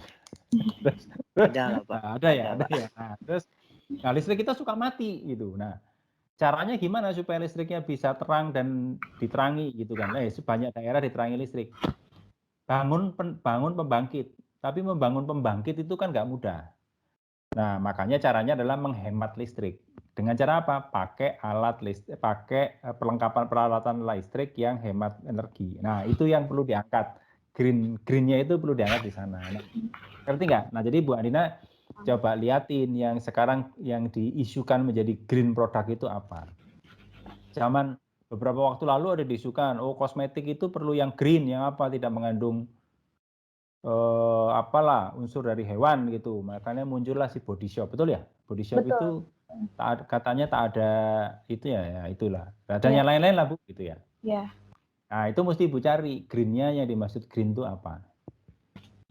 Gitu. Nah, itu yang perlu dicari. Kalau itu sebetulnya nanti yang perlu kan gini, produk green itu kalau Ibu lihat dari perilaku konsumen, consumer behavior itu sederhana. Orang yang membeli green product itu, satu lagi green product itu juga termasuk itu loh Bu, makanan organik. Nah, makanan organik. Jadi biasanya orang membeli makanan organik itu karena lifestyle. Ada juga yang kayak gitu. Jadi orang, ini kalau saya sudah pakai organik, wah kelas saya itu beda lah dengan yang makanannya nggak organik gitu, misalnya gitu. Itu jadi menjadi gaya hidup kayak gitu. Apa ya? Makanan apa ya? Saya lupa lah. Coba Ibu cari. Itu ada menjadi gaya hidup. Sekarang kan banyak itu orang jual ini organik, itu organik. Iya. Kalau nggak salah yang angkatan 2000. Ibu kan batch 18. Yang batch 17 itu ada kalau nggak salah. Saya lupa namanya, itu juga bimbingan saya itu. Juga ada itu yang green. Tapi saya lupa itunya apa. Nah, itu boleh juga di research itu. Menarik juga. Ya. Oke, Bu Andina. Nanti saya coba juga carikan. Tapi Bu coba cari dulu ya. Kira-kira apa ya? Produknya apalah kira-kira gitu ya. Apa isi yang menjadi isu menarik gitu di sekarang. Ibu gampang kok, caranya begini, browse di internet. Iya. Isu green product yang lagi ngetren. Cek aja di Google itu tulis apa aja juga keluar kan. Nanti baru dibaca satu-satu. Tidak satu. Ya. Oke, baik. Oke, Bu Andina. Oke, Pak. Terima kasih, Pak. Sama-sama. Saya lanjut ke siapa lagi? Saya, Pak. Saya itu siapa ya? Saya Pak Rois. Oh iya Pak Rois, silakan Pak. Gimana Pak? Ya silakan. Saya lebih ke, sepertinya saya akan ke ini pariwisata seperti itu Pak. Oh, bagus Pak, tak dukung Pak. Ya karena itu juga melanjut dari penelitian saya waktu S1 sih tentang pariwisata. Tentang apa itu kalau S1? Tentang pariwisata, tentang motivasi wisatawan untuk datang berwisata ke Batam. Karena kan awalnya saya membuat penelitian tentang pariwisata itu karena ada wacana dari wali kota ya kayaknya, seperti yang kayaknya itu. Karena Batam ini akan dibesarkan dalam sektor pariwisatanya. Jadi itu yang saya angkat untuk jadi topik penelitian saya. Bagus. Cuman waktu itu sedikit sharing Pak ya, waktu saya S1 itu cuman ada kendala sedikit di literasi aja sih Pak, di referensi teori ya, literatur bacaan gitu Pak. Ya, gampang itu Pak. Gampang itu. Ngomong Pak ya. Gampang. Nah, cuman ya kendalanya begini Pak, pariwisata itu memang sampai saat ini topik menarik karena Pak Jokowi kan sudah bilang bahwa untuk merecovery ekonomi kita itu salah satunya adalah pariwisata. Karena kan nggak modal Pak, istilahnya kan nggak perlu modal kalau kita bangun pabrik gitu loh. Gitu. Nah, jadi dan Batam itu sangat mendukung. Hanya saja sekarang itu COVID Pak. Iya benar. COVID itu orang kan nggak ada yang traveling. Adapun jumlahnya sedikit gitu kan ya. Nah, ini menjadi tantangan. Kita nggak tahu kalau tahun depan gitu kan ya. Asumsikanlah Bapak sekarang semester ini nyusun tesisnya. Kemudian ngumpulin data paling harusnya sih di bulan September sudah bisa ngumpulin data, September, Oktober dan seterusnya. Cuman kalau itu masih kondisi pandemi kan kita nggak bisa mencari wisatawannya begitu. Nah, ada tantangannya lain Pak, tapi bukannya nggak bisa, bisa. Jadi gini, kita manfaatkan objek wisata yang ada di Batam. Kan banyak tuh, misalnya Pantai Menur lah, pantai apa, dan seterusnya. Nah, itu Bapak lihat di situ sebagai destination image. Jadi, bagaimana itu ada gunanya Pak, karena itu membangun destination image dari wisata destinasi yang ada di Batam berdasarkan persepsi masyarakat kita. Itu yang pertama. Yang kedua, yang menarik itu Pak, Bapak perlu tahu nggak gini misalnya, sebetulnya masyarakat Batam itu mendukung nggak sih kalau Batam itu dijadikan kota pariwisata gitu. Nah itu juga menjadi topik menarik Pak, nanti saya kasih referensinya Pak. Oh kalau itu banyak Pak, santai aja Pak, kalau itu menarik lah. Sebetulnya kayak Pak Dharma, Bapak itu sebenarnya masih di area destination, cuman bedanya kalau Pak Dharma itu destinasinya adalah restoran, atau kafe atau apapun itu sudah juga destinasi itu. Mungkin Pak Rois tinggal destinasinya objek wisata yang di Batam sinilah gitu. Itu bisa Pak. Berarti nanti yang jadi sampelnya masyarakat Kota Batam ya, sendiri. Betul. Kalau itu kan orangnya pasti ada Pak, nggak kemana-mana. Ya. Ya tinggal Bapak carilah apa nanti kita lihat dari orang-orang youngsters gitu ya, yang muda-muda. Orang anak muda itu sukanya kemana sih gitu. Ke Pantai Menur kah, kemana kah misalnya gitu. Saya kan nggak hafal gitu. Wisatawan lokal gitu Pak ya, Betul. Karena isunya begini Pak, logikanya begini. Saya kebetulan juga ikut di asosiasi, salah satu asosiasi pariwisata lah. Jadi ini yang bisa menghidupkan ekonomi satu daerah itu adalah masyarakat itu sendiri ketika pandemi ini. Ketika pandemi sudah berlalu, untuk perekonomian itu hanya masyarakat sendiri yang bisa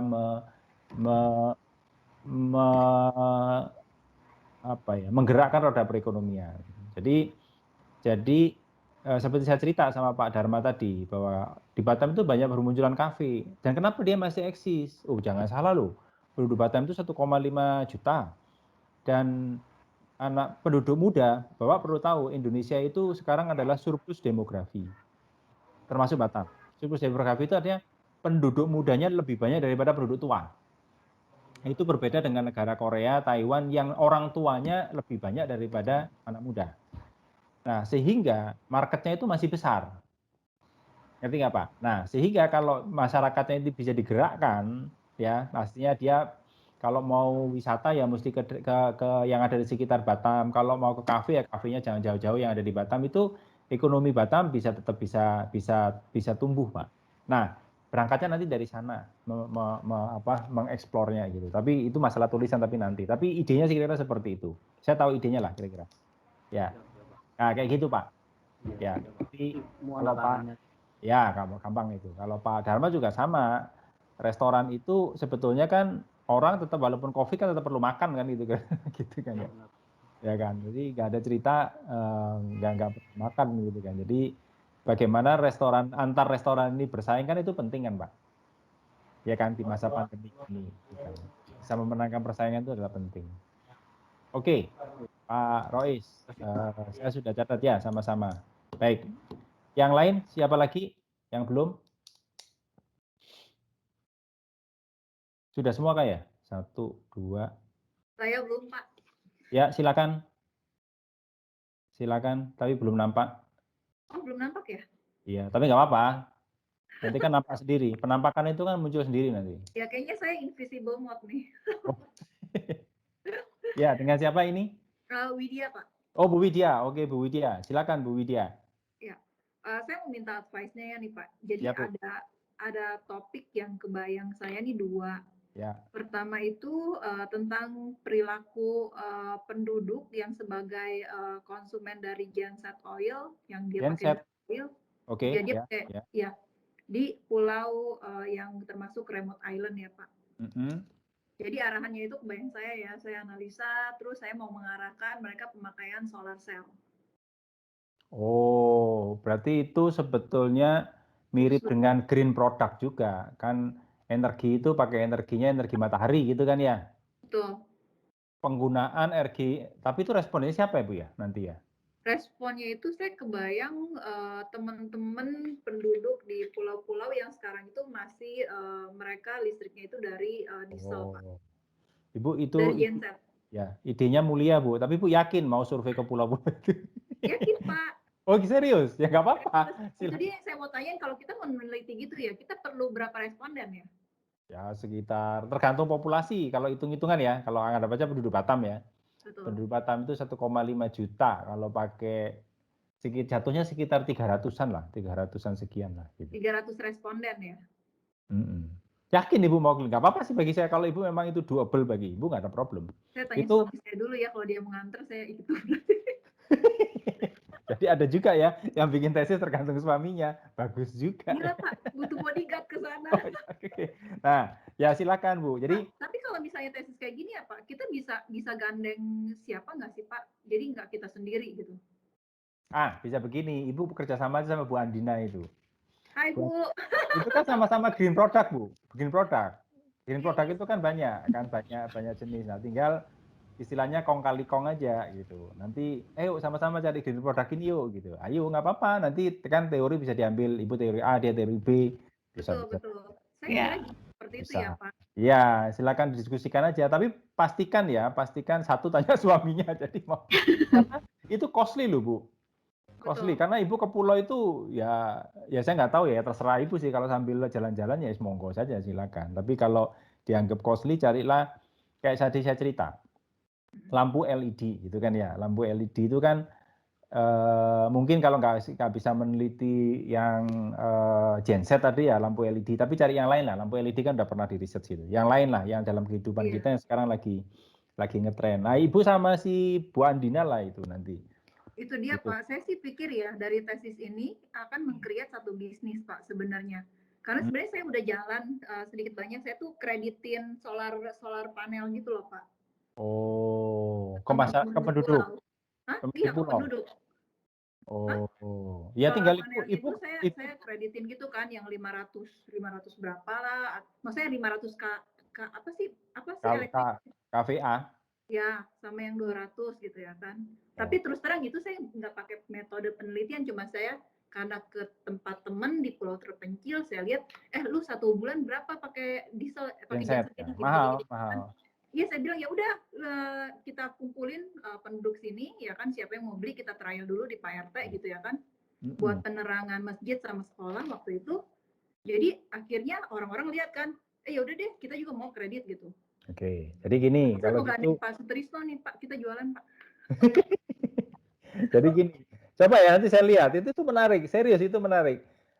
Itu bisa dilihat dari aspek gini, bisa dilihat dari gini. Jadi aspek ya gimana? Pemasyarakat, jadi gini, bagaimana pemahaman masyarakat terhadap energi terbarukan itu loh. Itu coba ya saya cari dulu ya. Itu menarik, cuma coba saya cari. Saya belum pernah baca sih memang, jujur aja. Tapi coba nanti saya coba cari. Mudah-mudahan bisa saya cari. Karena itu penting juga Bu, karena itu di Indonesia itu menjadi salah satu topik riset nasional gitu. Jadi gini Bapak Ibu, di Indonesia itu sebetulnya Bapak Ibu yang di program pasca sarjana itu, ini kan S2 program pasca sarjana. Sebenarnya ada namanya research grant. Jadi ada research research grant itu ya, hibah penelitian gitu. Ada juga gitu untuk mahasiswa S2. Setiap tahunnya ada gitu kan. Itu bisa diikutin, lumayan dapatnya 50-an juta lah gitu. Jadi kan itu bisa untuk membiayai. Tapi biasanya topik-topiknya topik-topik yang dipilih. Salah satunya tadi itu Bu, energi terbarukan. Nah, Ibu lihat dari aspek masyarakat. Bagaimana perilaku masyarakat, karena ini kita kan di manajemen kan, core-nya masih di manajemen, masih bagaimana perilaku konsumen terhadap si energi terbarukan ini gitu. Karena apapun teknologi itu walaupun baru, kalau perilaku konsumen tidak bisa accept, ya dia nggak akan laku gitu kan ya. Gitu. Nah, coba sih Bu, nanti saya coba carikan referensinya dulu ya, supaya kita paling nggak punya guideline lah. Kira-kira keywordnya nanti apa dan seterusnya. Ya Bu Widya. Bu, menantang itu Bu. Iya, cuma kayaknya butuh bantuan. Maksudnya nggak bisa sendiri deh. Saya kebayangnya ya. Nggak apa-apa. Ini kan kita gathering di idea kan. Nanti kan bisa kita ternyata ada temennya yang tertarik ini kan ya bisa kita share kan kayak gitu. Gitu Bu. Ya mudah-mudahan bisa saya cari itunya referensinya. Kalau nggak ada ya kalau saya nggak ketemu, bukan nggak ada ya. Kalau mungkin saya yang nggak menemukan, Ibu mesti cari alternatifnya gitu ya. Coba sambil saya pikirkan alternatifnya apa gitu kira-kira ya. Oke Pak. Oke. Sama-sama Bu Widya. Baik, yang lain ada lagi? Siapa lagi yang belum? Harusnya sih sudah semua ya. Pak Andrew tadi masih ada nggak? Nggak ada. Oh ini sebentar. Siapa lagi ya? Sudah semua ya?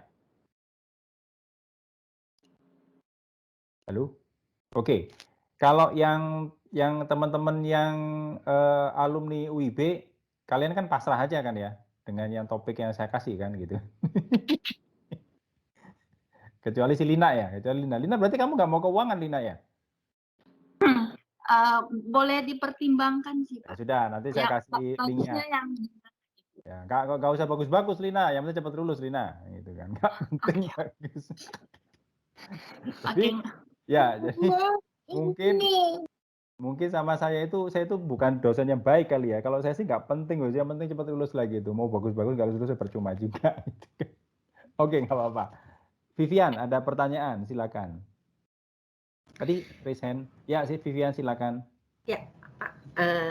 Saya mau nanya, kan Bapak kan udah ada pilihan tuh untuk yang di UIB. Cuma maksud saya cara memilihnya itu bagaimana? Karena kan kamu pilih aja yang suka yang mana gitu kan ya tinggal kalau tabrakan sama mahasiswa lain gimana? Buru-buru lah kamu yang paling pertama.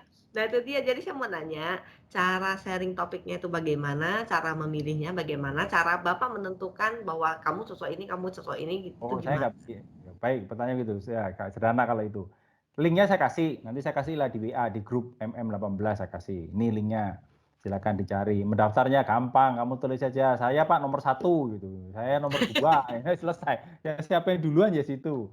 Cocok nggak cocok, saya sih nggak penting gitu, pokoknya milih duluan ya situ gitu kan. Oh ya ada yang milih dulu ya, berarti kalau yang udah dipilih. Kalau yang udah dipilih ya sudah nasib lah gitu kan. Oke, tapi kalau dipilih di luar dari topik itu berarti masih memungkinkan ya Pak ya? Itu bukan harga mati gitu, misalnya mempertimbangkan, Pak sudahlah saya juga saya nggak tertarik yang begini, yang tertarik begini begitu ya, nggak apa-apa, itu sih nggak harus gitu ya. Iya, karena sekilas tadi saya lihat banyak yang kayak ada COVID-nya. Saya sedikit khawatir dalam pengumpulan data, karena kan COVID baru terjadi dalam 1 tahun terakhir. Oh. Nah, jadi apakah keterbatasan data, keterbatasan reference, sampel gitu ya Pak? Oke. Ya itu sih nggak jadi masalah harusnya, tapi nggak apa-apa, nanti dilihat dulu, makanya kan ada link kan. Ada link, nanti bisa diklik, tinggal dipelajari, kan tinggal bisa di-browse dan lain-lain kan kira-kira begitu. Oke, siap Pak. Ya, baik. Siapa lagi tadi? Pak Andrew tadi ada raise hand, angkat tangan. Siapa Pak Andrew? Silakan. Halo ya Pak. Oh ya, silakan Pak. Pak, saya mau tanya terkait kalau misalnya penelitian, kalau misalnya saya melanjutkan penelitian saya yang sebelumnya, apakah boleh Pak? Apakah diperkenankan Pak? Penelitian Bapak apa sebelumnya? Fraudulent of financial statement Pak. Boleh-boleh aja sih Pak, sebetulnya nggak ada masalah sih Pak. Nggak ada masalah. Nanti tinggal yang penting kalau dulu di S1 itu kan kalau nggak salah Bapak kan dikasih jurnal, ini jurnalnya ini, terus kamu ikutin aja lah ini. Nah sekarang itu di S2 itu Bapak coba cari dulu, kenapa Bapak pengen meneliti itu. Gap-nya ada di mana, itu minggu depan lah saya ininya. Tapi nggak masalah Pak, intinya sih nggak ada problem. Ya, intinya nggak ada problem. Ya. Oke, thank you Pak. Pak, kalau mau nanya Pak, kalau misalnya dosen pembimbing saya sebelumnya kan dia meneliti terkait fraud dan juga strategi manajemen, Pak. Kalau misalnya saya melanjutkan bersama dosen pembimbing saya sebelumnya, apakah boleh Pak? Fraud itu biasanya Panatalis ya? Iya Pak. Oh, ya boleh-boleh saja, nggak ada masalah. Panatalis itu juga bimbing di S2. Nanti saya tanya Pak Natalis, yang kalau fraud itu apa yang paling terkini, kan beliaunya kan strategiknya kan juga melihat tentang fraud kan kalau nggak salah di S3-nya. Iya, Pak. Ya, oke, Pak Indro. Yang penting Bapak jangan sering hilang, itu aja sih gitu. Kalau gua cari jangan hilang-hilang. Oke, thank you, Pak. Yuk, sama-sama. Pak Indro lulus tahun berapa ya? 2000 tahun ini, Pak. Oh, baru lulus. Oke lah, itu berarti masih inget lah si Pak Natalis itulah. Oke, ntar saya diskusi dengan Pak Natalis ya. Oke, thank you, Pak. Sama-sama Pak Indro. Oke, yang lain? Ada lagi? Maaf Pak, kan saya awalnya rencananya Kenapa topiknya minta itu maaf? Apa pengaruh salah kamu? topiknya itu pengaruh ini Pak, pengaruh pergantian kepemimpinan terhadap retensi karyawan gitu. Itu Oke. bisa dipakai nggak untuk topik di S2? Ya bisa-bisa aja. Itu MSDM Misalnya ya? kayak pergantian direktur atau umur direktur terhadap retensi karyawan atau turnover karyawan gitu. Itu MSDM ya berarti ya? Bisa aja, bisa. Itu bisa. Bisa. Maksudnya takutnya nanti kan katanya topiknya terlalu mudah gitu. Wah, saya bilang tadi, kalau saya nggak penting mudah enggak, yang penting saya cepat lulus gitu kan. Nggak penting. Pak Berarti Yusman itu misalnya bukannya kalau saya, akuntansi ya? iya Pak. Pak akuntansi kenapa Bapak ngambil itu Pak? Karena saya kemarin tentang penghindaran pajak Pak, jadi ke manajemen kayak nggak terlalu link. Oh, penghindaran pajak itu si itu ya, Pak Edi ya, pembimbingnya ya? Bukan Pak, Pak ini apa? Pak Supri. Oh, Pak Supri. Boleh aja sih Pak, nggak ada masalah. Tapi yakin Bapak mau beralih ke MSDM, nggak masalah Pak, nggak ada problem. Berarti lebih aman mending ngambil yang topik yang Bapak itu kirimkan nanti aja ya. Itu Menurut Pak, ya? saya begitu Pak. Menurut saya, karena itu kan Bapak masih ada kaitannya akuntansi kan gitu, ada akuntansi keuangan, manajemen keuangan lagi gitu. Bukannya nggak boleh, boleh ya Pak. Ya. Tapi berarti kalau misalnya saya banting ke SDM nggak apa-apa kan Pak? Oh, nggak masalah juga gitu. Yang penting jangan banting ke Seleadi aja.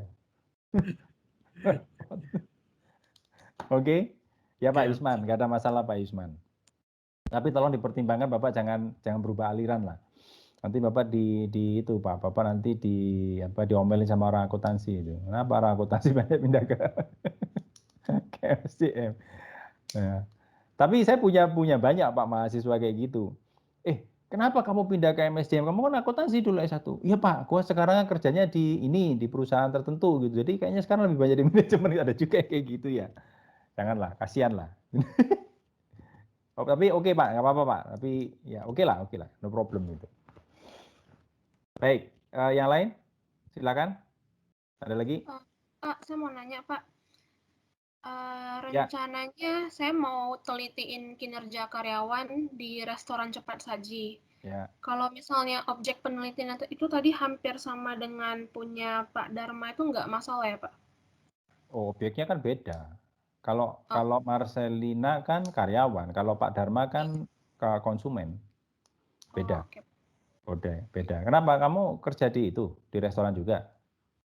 Enggak Pak, soalnya sebelumnya S1 skripsi saya tentang kinerja karyawan juga. Jadi saya mungkin Bukannya kamu akuntansi ya? Bukan Pak, saya manajemen. Dulu konsentrasinya SDM Pak. Oh iya, masa sih? Iya. Kamu nggak Cuman yakin? sebelumnya saya di hukum daftarnya Pak, baru pindah kemarin ke ini manajemen. Oh, kamu yang kakak kamu atau kakak kamu ada yang di akuntansi ya? Ada yang di MH ya? Bukan Pak. Saudara? Enggak? Enggak ada Pak. Oh, enggak ada. Kenapa kamu pindah lagi ke manajemen? Karena kemarin pas hukum itu kan saya ikut matrikulasinya Pak. Terus?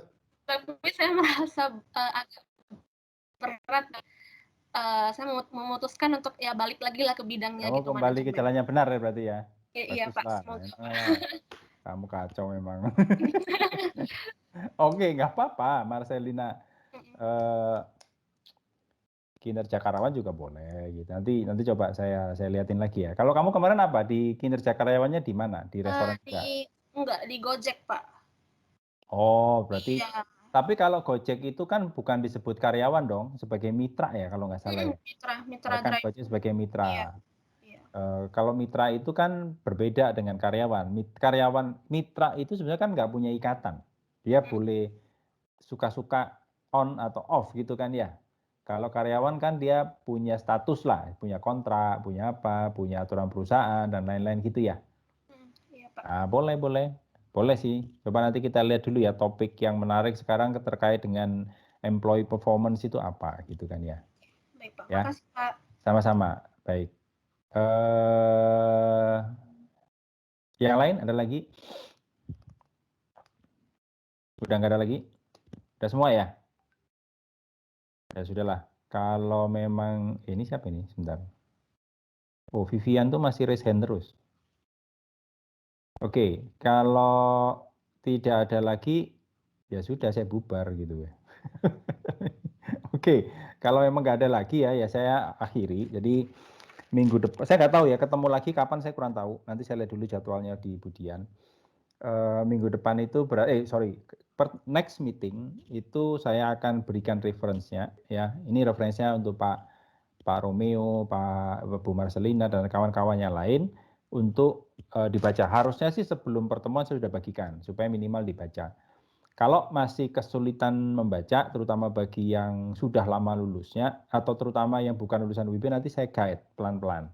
Cara bacanya dari sini gitu. Tapi kalau yang teman-teman yang lulusannya UIB, saya yakin sudah pinter lah baca reference-nya gitu ya. Karena dalam tesis itu reference-nya gampang Pak, Bapak Ibu tinggal dicari aja di Google gitu, semuanya ada di sana gitu kan. Ya, ada lah gitu, nggak perlu cari di tempat lain. Nanti saya share juga beberapa situs yang bisa diakses untuk mencari reference-nya itu. Kira-kira seperti itu. Next meeting lah, pertemuan berikutnya. Tapi saya sudah pesan sama Budian, kalau ngajar metode penelitian itu saya jangan dikasih malam gitu, repot saya kalau kasih malam. Ngajar metode penelitian itu perlu pagi, perlu orang yang fresh gitu kan, jadi supaya masih biasa Sabtu. Ya udah nggak apa-apa, itu nanti saja. Tapi intinya saya sudah mendapatkan semua ide dari teman-teman semua ketika mau riset apa, nanti coba kami carikan reference-nya. Tapi referensi itu nanti bisa juga berubah gitu kan. Kalau masih pertemuan 1, 2, 3 itu berubah masih nggak terlalu ada masalah gitu kan ya. Yang penting jangan sampai sudah di semester 2, Pak saya berubah nih. Wah itu cari kerjaan itu namanya itu. Itu artinya tidak ingin cepat lulus gitu kan ya. Kalau ingin berlama-lama kuliah jadi donatur saja gitu kan. Nah oke, kira-kira seperti itu. Baik, ada lagi yang ditanyakan? Nggak ada? Oke. Ya, Bu Vivian, silakan. Saya mau nanya Pak, jadi kan saya sih kebetulan belum mereview sebenarnya tesis itu, maksudnya belum benar-benar melihat satu tesis itu seperti apa. Jadi yang paling pengen saya tanyakan itu perbedaan antara skripsi dan tesis itu bagaimana Pak? Oke, bedanya sih sebenarnya beda-beda tipis lah, sama-sama tugas akhir gitu. Bedanya tulisannya, yang satu tulisan skripsi, yang satu tulisannya tesis. Terus susunannya sama, cuman bedanya di bab 5. Bab 5 itu ada namanya implikasi manajerial, di S1 nggak ada. Kemudian di bab 4 itu ada namanya discussion atau pembahasan lah. Nah itu kalau di S1 kan ada pengaruh positif antara A dan B, B dan C udah selesai. Nah itu mesti di ini. Kenapa kok ada ini? Kenapa kok begini? Kenapa kok begitu? Nah itu perlu analisa. Gitu aja, Vivian. Jadi nggak ada yang sesuatu yang terlalu berbeda banget gitu. Paling nanti ada di bab 1 ada namanya problem statement permasalahan penelitian, itu yang perlu digali. Tapi nanti saya guide lah bagaimana cara menyusunnya gitu. Kira-kira gitu, Vivian. Oke, baik Pak. Kalau gitu berarti lanjutan dari S1 skripsi kita juga sebenarnya bisa ya Pak ya. Cuma kita lebih mendalami lagi. Betul. Kira-kira gitu. Cara menulisnya pun juga agak berbeda dikit lah, tentang gayanya aja gitu. Tapi kalau subbabnya sih sama sih gitu. Oke, siap Pak. Makasih. Oke, sama-sama. Oke, yang lain ada lagi? Silahkan.